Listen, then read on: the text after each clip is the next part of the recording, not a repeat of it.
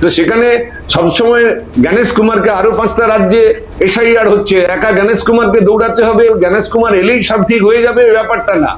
Total একটা প্রক্রিয়ার মধ্যে প্রণালীবদ্ধ পদ্ধতির মধ্য দিয়ে আমাদের ভারতবর্ষের সাংবিধানিক কাজকর্মগুলো হয়। সেই প্রণালীটাই যখন বাধাপ্রাপ্ত হয় তখন সেই জায়গায় এই সমস্ত কিছু সমস্যাগুলো হবে। আর এই সমস্যাগুলোর জন্য আজকে এখনো পর্যন্ত এতগুলো হিয়ারিং বাকি আছে, আরো কত মানুষের নাম বাদ যাবে সেটা কিছু গ্যারান্টি দিয়ে কিছু বলতে পারছে না।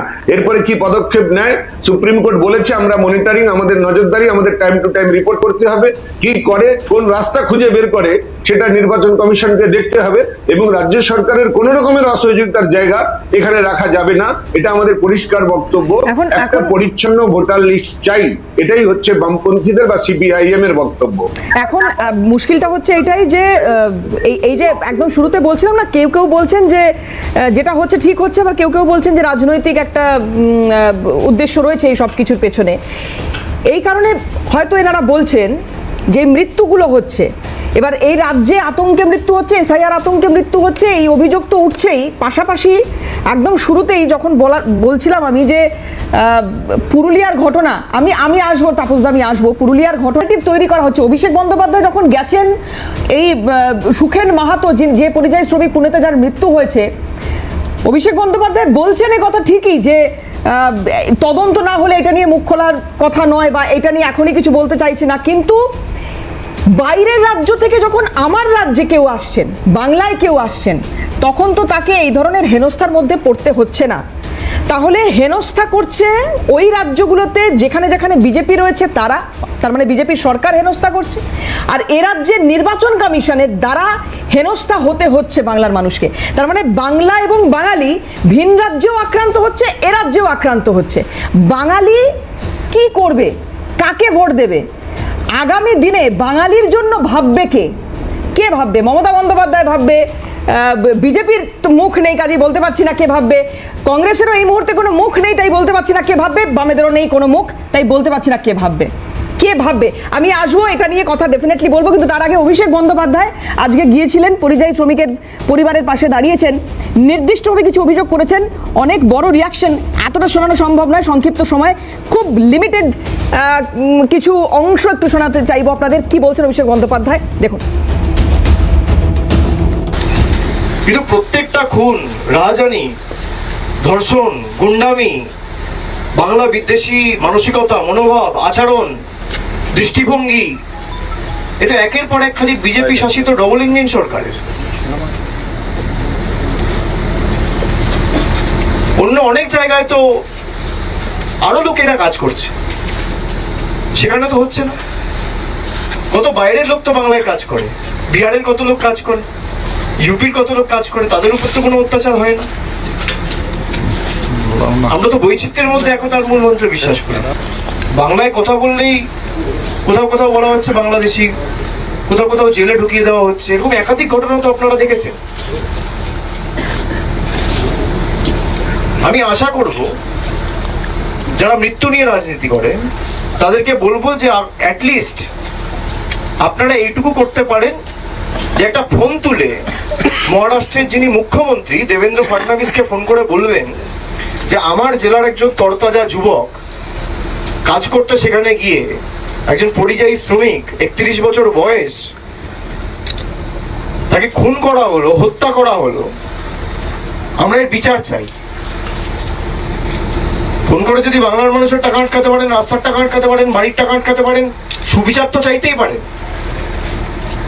এইটুকু তো আশা করা যায়। আর আমাদের রাজ্যের তরফ থেকে মুখ্যমন্ত্রী নির্দেশ দিয়েছেন, রাজ্য পুলিশ প্রশাসন ইতিমধ্যে টেক আপ করেছে, যারা যারা অভিযুক্ত কেউ ছাড় পাবে না, তার জন্য যত দূর যাওয়ার আমরা যাব। আমরা হাইকোর্ট, সুপ্রিম কোর্ট, যেখানে দরবার করতে হবে, যেখানে অ্যাপিল করতে হবে, ট্রায়াল নির্দিষ্ট সময়ের মধ্যে শেষ করতে হবে, এবং দোষীদের, অভিযুক্তদের, অপরাধীদের দৃষ্টান্তমূলক শাস্তি আমরা দাবি করছি। মহারাষ্ট্রের সরকার বিজেপির, আমি আশা করব পুরুলিয়ার বিজেপির সাংসদ জ্যোতির্ময় মাহাতো একই তৎপরতার সাথে, একইভাবে উদ্যোগ নিয়ে যারা এই অপরাধের সাথে যুক্ত তাদের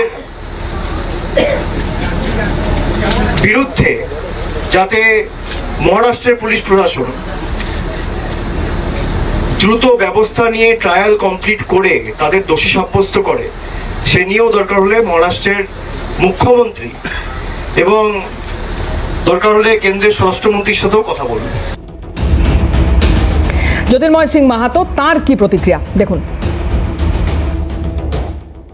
আপনি আজকে তাদেরকে, তার পরিবারকে চাকরি দেওয়ার কথা বললেন, খুব ভালো জিনিস, ভালোই লাগলো, কিন্তু 50 লাখ যুবককে বাইরে যেতে হয়েছে কেন তার জবাব কে দেবে? আপনি শুধুমাত্র রাজনীতি করার জন্য আজকে এসেছিলেন, কিন্তু আপনার মনে নেই কি আপনার একদম চোখের সামনে বাড়ির কাছে যে কন্টিনিউ ঘটনা ঘটছে, আর এই পশ্চিমবাংলার মধ্যেই আরজি করের যে ঘটনা, তাতে আপনাকে একবারও তার পরিবারের কাছে কিংবা বিবৃতি দিতে কিংবা কোনো স্টেটমেন্ট দিতে আমরা দেখিনি। সেই জন্য কি আছে, দুর্ভাগ্যজনক আপনি এই সব ঘটনাকে নিয়ে রাজনীতি করার চেষ্টা করছেন। এই যে কিছুক্ষণ আগে বলছিলাম না 6.25 লাখ একটা বড় সংখ্যা, এদের অনুপস্থিতি শুনানিতে এটা চিন্তার কিনা, কার জন্য চিন্তা? এবার এই যে 50 লাখের কথা বলছেন জ্যোতির্ময় সিং মাহাতো, এই 50 লাখের মধ্যে ওই 6.25 লাখ নেই তো যারা মেধার চাষ করতে বাংলা ছেড়ে বাইরে গিয়েছেন? একটা ব্রেক নিই, তারপর ফিরে এসে উত্তর খোঁজার চেষ্টা করবো। সঙ্গে থাকুন। সরাসরি পার্থদার কাছে যাব। আমি যেটা বিরতিতে যাওয়ার আগে জানার চেষ্টা করছিলাম, এত মানুষ বাংলা ছাড়া, বিশেষ করে যুব সম্প্রদায়, বারবার অভিযোগ উঠছে কাজ নেই, বেরিয়ে যাচ্ছে, তারা থাকছে না, এই পরিযায়ী শ্রমিক, কিভাবে দেখছেন পার্থদা? দেখুন, পরিযায়ী শ্রমিক বা বাংলার বাইরে কাজের সন্ধানে যাওয়া এটা নতুন কোনো বিষয় নয়। নিশ্চিতভাবে দীর্ঘদিন ধরেই প্রসেস চলছে, অনেক মানুষ বাইরে কাজ যায়, আমাদের জেলাতেও প্রায় কয়েক হাজার মানুষ বাইরে কাজ করতে যায়। কিন্তু এটাও ঠিক যে বাংলাতেও বিভিন্ন রাজ্য থেকে বহু মানুষ কাজ করতে আসে, অনেকে আবার এখানে কাজ করতে এসে স্থায়ীভাবে বসবাস করছে। এটা নতুন কিছু বিষয় না। এই একটা দেশের মধ্যেই অঙ্গরাজ্যে এই শ্রমিক হোক, বিভিন্ন কাজের হোক, আপনি মেধা যেটা বললেন, বাংলার মেধা বিভিন্ন জায়গায় রয়েছে, এটা ঘটনা। কিন্তু তার মানে এটা নয় যে বাংলার কোনো মেধা বা বাংলার কোনো পরিযায়ী শ্রমিক বাইরের রাজ্যে কাজ করছে বলে তাকে মেরে ফেলতে হবে বা তার একটা মৃত্যু, দুঃখজনক মৃত্যু হবে, এটা কাম্য নয়। তার বিরুদ্ধে নিশ্চিতভাবে ব্যবস্থাপনা সেই সরকারকে গ্রহণ করা উচিত। কিন্তু যেভাবে বাংলা ভাষা বলার দরুন হেনস্থার শিকার হতে হচ্ছে, মারা যাচ্ছে, এটা অত্যন্ত দুর্ভাগ্য। কোথাও একটা বাংলা এবং বাঙালিদের প্রতি একটা অমানবিক, অসহনীয় অত্যাচার। বাংলা ভাষা মেন্স তো ত্রিপুরাতে বাংলা ভাষা বলছে, বাংলা। আচ্ছা পার্থদা, এই যে আপনারা এই কথাটা বলছেন না যে বাংলা বলছে বলে মেরে ফেলা হচ্ছে বা বাংলা বলছে বলে এত রাগ, আগে তো হয়নি দাদা, আগেও তো বাঙালি বাইরে গেছে। আসলে দেখুন, রাজনৈতিক ভাবে বাংলা দখল করতে না পেরে কোথাও একটা বাঙালি বিজেপি ছড়িয়ে দিতে সম্মত হয়েছে এবং তার ক্ষোভ ভিন রাজ্যে বাংলার মানুষ যেখানে রয়েছে তাদের উপর পড়ছে। এটা অস্বীকার করবার জায়গা নেই। হরিয়ানা, গুজরাট, দিল্লি সহ বিভিন্ন জায়গায় যে ঘটনাগুলো ঘটছে সেটা তার একটা বহিঃপ্রকাশ এবং এটা আচ্ছার করছে এবং সোনালী খাতুনদের মানুষদেরকেও বাংলাদেশি বলে তাদেরকে পুষব্যাক করা হয়েছে। এ ধরনের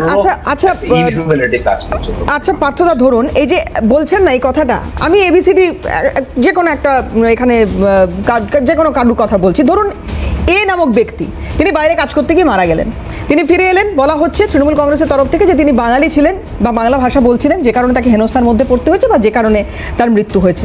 এবার সে ফিরে আসার পরে তার পরিবারও, ধরে নিলাম আমি এই কথাই বলছে, বিজেপি বা অন্যান্য রাজনৈতিক দলের অভিযোগ হচ্ছে তৃণমূলের চাপে পড়ে তারা এই ধরনের কথা বলতে বাধ্য হচ্ছে। এখন দিন তো চলে যাচ্ছে, মাস চলে যাচ্ছে, সময় পেরিয়ে যাচ্ছে, থিতিয়ে যাচ্ছে বিষয়টা, তখন আসল ঘটনা সামনে চলে আসতে পারে। এই ঘটনায় বা ধরুন এই যে অভিযোগগুলো উঠছে যে বিজেপি শাসিত রাজ্যে অমুকটা হচ্ছিল বলে এই লোকটাকে পিটিয়ে মারা হয়েছে বা খুন করা হয়েছে, এই ন্যারেটিভটাই তো বদলে যাবে। কারণ সময়ের সঙ্গে সঙ্গে যদি বিজেপি বা অন্যান্য বিরোধী দলগুলোর অভিযোগ সত্যি হয়, তাহলে তো এটা ধামাচাপা পড়ে যাবে দাদা। এই ন্যারেটিভ তো তখন মানুষের মনে থাকবে না, না। কাজ করবে না। পর শুধু দেবারতীদি আপনি যেটা বলছেন যে ন্যারেটিভ বদলে যেতে পারে, ন্যারেটিভের বিষয়টা বাস্তব ঘটনার উপর দাঁড়িয়ে এই কথাগুলো বলা হচ্ছে। সেইটা সঠিক প্রমাণ। 6 মাস ধরে আরে সোনালী খাতুনরা কিসের জন্য আজকে তাদেরকে বাংলাদেশি বলে পুশব্যাক করা হলো? এটার কি আপনার কাছে কি তথ্য রয়েছে? কিসের জন্য করা হচ্ছে আপনি বলুন। আপনাকে আমি প্রশ্ন করছি, সোনালী খাতুনদের যে বাংলাদেশে পুশব্যাক করা হলো ভারতীয় সিটিজেনদের, কি কোন গ্রাউন্ডে, কি ভিত্তি করে? তারা বাংলা ভাষায় কথা বলে বলে বাংলাদেশের সঙ্গে সময় খুব সংক্ষিপ্ত। আমি দুটো এই উত্তর দিচ্ছি। দুটো বিষয় হচ্ছে, মমতা বন্দ্যোপাধ্যায় যে উক্তি করেছেন যে একে বাংলা ভাষা বলতে গিয়ে তার দায়িত্বটা কিভাবে মাননীয় মুখ্যমন্ত্রী আগে ভাগে বলে দেন। 2, সেই একই জায়গায় পশ্চিমবঙ্গে যখন দেখি বাংলা পক্ষ নামে একটি সংস্থা, সেই বাংলা পক্ষ নামে সংস্থা যখন নন বেঙ্গলিদেরকে অর্থাৎ অবাঙালি মানুষদেরকে, যারা কর্মরত অবস্থায় কেউ পেট্রোল পাম্পে কাজ করে, কেউ রেলওয়ে ডিপার্টমেন্টে কাজ করে, তাদেরকে জোর করে বাংলা বলতে হবে বলে টিকিটটা দিতে গেল, বাংলা বলে টিকিটটা দিতে হবে বলে প্রেসারাইজ করে, তখন বাংলা পক্ষের ওই গর্গ চট্টোপাধ্যায় যিনি ওখানকার কর্ণধার, তার সাথে পার্থবাবুদের মতো নেতাদেরকে দেখা যায় তৃণমূলে। তখন এই বাঙালি অস্মিতা বা অবাঙালি অস্মিতা বা এই সর্বধর্ম সমন্বয়, সর্বজাতি সমন্বয়ের এই তকমাটা পশ্চিমবঙ্গে থাকে না কেন? সব ভাষা শেষ যেটা বলবো, সব ভাষাভাষীর যেটা দেখো, উদ্ধব ঠাকরে যার কথা আমরা এতদিন জানতাম এবং তার পিতা একটা সময় এই জাতিগত এবং ভাষাগত প্রথাতে গোটা মহারাষ্ট্র জুড়ে এই ধরনের হেড স্পিচ দিতেন। আজকে তার অবস্থা কী এসে দাঁড়িয়েছে আমরা সবাই দেখেছি। মমতা বন্দ্যোপাধ্যায় এবং তার দল 2021 সালে একটা ন্যারেটিভ তৈরি করার চেষ্টা করেছেন যে বিজেপি হিন্দু মানে বাঙালিদের পার্টি নয়, নন বেঙ্গলিদের পার্টি। সেটা ধোপে টেকেনি। আজকে যে ন্যারেটিভটা তৈরি করতে চাইছেন, আমি শেষ একটা কথা বলে শেষ করব। একটা জিনিস আজকে প্রমাণিত, পার্থদা আপনাকেও মানতে হবে, পশ্চিমবঙ্গ শিল্পে ভরা একটা শিল্প বান্ধব একটা রাজ্য ছিল একটা সময়, আমরা জানতাম। আজকে পশ্চিমবাংলা প্রমাণ করেছে যে পশ্চিমবাংলায় কাজ নেই, তাই ওই ডাবল ইঞ্জিন বিজেপি সরকার রাজ্যেই কাজ করতে ছুটে যেতে হয়। অর্থাৎ বিজেপি শাসিত রাজ্যগুলোতে কাজের খতিয়ান আছে এবং কাজ বিজেপি শাসিত রাজ্যেই পাওয়া যায়, এটা পশ্চিমবাংলার মানুষ কিন্তু আজকে বুঝতে পারছে। তাহলে তো সুস্মিতা দি এই কথা বলতে হয় যে বিজেপি তার মানে এখানে ক্ষমতায় আসছে, এখানে তাহলে শিল্প 10 বছর ধরে ক্ষমতায় রয়েছে, কতগুলো শিল্প হয়েছে।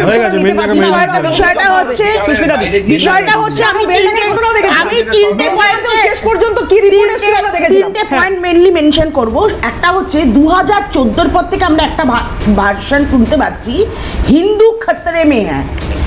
আর এখন এই আজকে 2026 এর ইলেকশনের আগে ওইটা 2014 পর থেকে শুনতে পাচ্ছি। আমি কিন্তু কারো বলার সময় ডিস্টার্ব করি এবং আমি মনে করি সেই স্বাধীনতা বজায় রাখি এবং ঠিক বাংলায়ও এখন সেরকম একটা নতুন ন্যারেটিভ সেট করার চেষ্টা চলছে, বাঙালি বিদ্বেষ মনোভাব। এই যে বাইরের স্টেটগুলো বাংলা বলেছে বলেই আগে তদন্ত হোক, তারপরে তো প্রমাণিত হবে সে বাংলা বলেছে বলে কিনা। আর একটা জিনিস, কাজের ডিমান্ড অনুযায়ী কিন্তু ধরুন সোনার উপর কাজ কিংবা চান্দেরির কাজ, বিভিন্ন জায়গায় বিভিন্ন স্পেশালাইজড ব্যাপার রয়েছে, সেই স্পেশালাইজড কাজ করার জন্য সেই জায়গায় যেতে হয়। আর এটা তো ঠিক, আজকে আমাদের এই পশ্চিমবঙ্গ শিল্প বান্ধব নয়। আজকে এই সরকারের কাছে চাকরি চাইলে চাকরি পাওয়া যায় না, কাজ চাইলে কাজ পাওয়া যায় না, ঘুগনি বিক্রি চপ বিক্রির পরামর্শ পাওয়া যায় এবং ভাতা পাওয়া যায়। সেই জায়গায় দাঁড়িয়ে আজকে কাজের ডিমান্ড অনুযায়ী এখানে পরিযায়ী শ্রমিকরা বাইরে চলে যাচ্ছে, কিছু করার নেই, তাদের তো কিছু করে খেতে হবে। তাদের যখন বলেছিল আপনারা বাইরে যাবেন না, আপনাদের জন্য, এটাও তো ঠিক সুস্মিতা দি যে এই পরিবার দেখছে যে আমার পাশে তৃণমূল কংগ্রেস দাঁড়িয়েছে, আমার পাশে বাম কোথায়? আচ্ছা এই যে অভিষেক বন্দ্যোপাধ্যায়, আমি একটা কথা শুধু বলবো, অভিষেক বন্দ্যোপাধ্যায় আজকে যে ওখানে গেছেন, অভিষেক বন্দ্যোপাধ্যায় সেদিন আনন্দপুরে গেলেন না কেন? কেন মুখ্যমন্ত্রী আনন্দপুরে গেলেন না?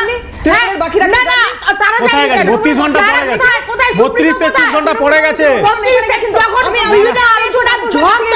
প্লিজ আমি একদম শেষ করবো আজকে অনুষ্ঠান। তাপস দা, বামেরা কোথায় গেলেন না কেন? বামেরা ওয়েস্টিন হোটেলে হুমায়ুন কবির স্যার। আমি বলছি যে গোটা দেশের বিভিন্ন জায়গায় যখন পরিযায়ী শ্রমিকদের মৃত্যু হচ্ছে, এখন প্রথম প্রশ্ন, আমাদের রাজ্যের যুব সমাজকে রাজ্য ছেড়ে চলে যেতে হচ্ছে কেন? এই উত্তরটা তো তৃণমূল কংগ্রেসকে দিতে হবে এবং এই মৃত্যুর পরে তদন্ত হোক, কি কারণে মৃত্যু হলো জানা যাবে। কিন্তু what is the role of chief minister? আজকে অভিষেক বন্দ্যোপাধ্যায় বক্তৃতা করছেন যে ওখানকার মুখ্যমন্ত্রীর সঙ্গে, এর আগে যেখানে যেখানে মৃত্যু হয়েছে কটা মুখ্যমন্ত্রীর সঙ্গে আমাদের মুখ্যমন্ত্রী কথা বলেছেন? আমি চ্যালেঞ্জ করে বলছি, আজ পর্যন্ত যত মাইগ্রেন্ট লেবারের মৃত্যু হয়েছে কোন রাজ্যের মুখ্যমন্ত্রীকে একটা চিঠি দেওয়া আজকে হয়নি একদম যে আমাদের শেষ করতে করতে গিয়েছিল। প্রত্যেককে ধন্যবাদ, প্লিজ প্রত্যেককে ধন্যবাদ। আরো অন্য কোনো দিন হয়তো এইটা নিয়ে কথা হবে ডেফিনেটলি। আজকে প্রত্যেককে ধন্যবাদ আবারও, এবং আপনারা যারা আমাদের সঙ্গে ছিলেন আপনাদেরও ধন্যবাদ। শেষ করছি, অন্যান্য খবরের জন্য চোখ থাকুক সিএনএন।